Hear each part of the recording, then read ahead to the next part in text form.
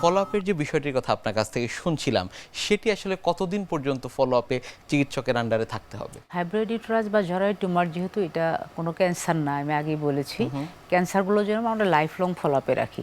আর এটার বেলায় ঠিক ওরকম না। এটা প্রথমে তো আসলো 1 সপ্তাহ পরে, তারপরে 15 দিন পরে, 1 মাস পরে, 1.5 মাস পরে, এরপরে 3 মাস পরে, তারপর 6 মাস, 1 বছর, মোটামুটি এরকম একটা ফলো আপে থাকলে কিন্তু তার হয়ে যায়।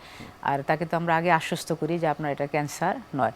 তো অনেক মহিলাদের বা তার হাজব্যান্ড সবার একটা প্রশ্ন থাকে যে এতে জরায়ু ফেলে দিল, একটা মেয়েলি অঙ্গ, এটা ফেলার পরে তার কি কি ইফেক্ট হবে, সে কি সাধারণ মেয়েদের মতো থাকবে নাকি তার কি কি পরিবর্তন হবে বা তার কি রিস্ক থাকবে।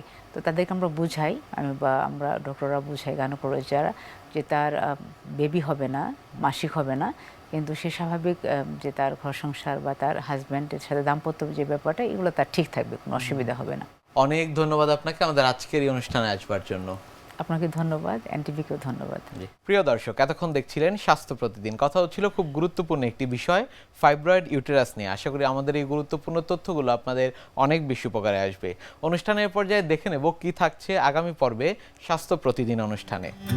একজনের কিডনি সম্পূর্ণ ভালো ছিল, অন্য কোনো রোগও তার নাই, জটিলতাও নাই, বা ঝুঁকি বা রিস্ক ফ্যাক্টরও নাই, কিন্তু বিশেষ কতগুলো কারণ আছে, যেগুলো আমাদের দেশেরও বিশেষ কারণ আছে, যে সমস্ত কারণে যদি হঠাৎ করে কয়েক ঘন্টা বা কয়েক দিনের মধ্যে এই যে কিডনির কার্যকারিতা এগুলো নষ্ট হয়ে যায় বা ব্যাহত হয়, তখন এটাকে আমরা আকস্মিক কিডনি বিকল অথবা প্রাথমিক অবস্থায় আকস্মিক কিডনি রোগ বলে থাকি।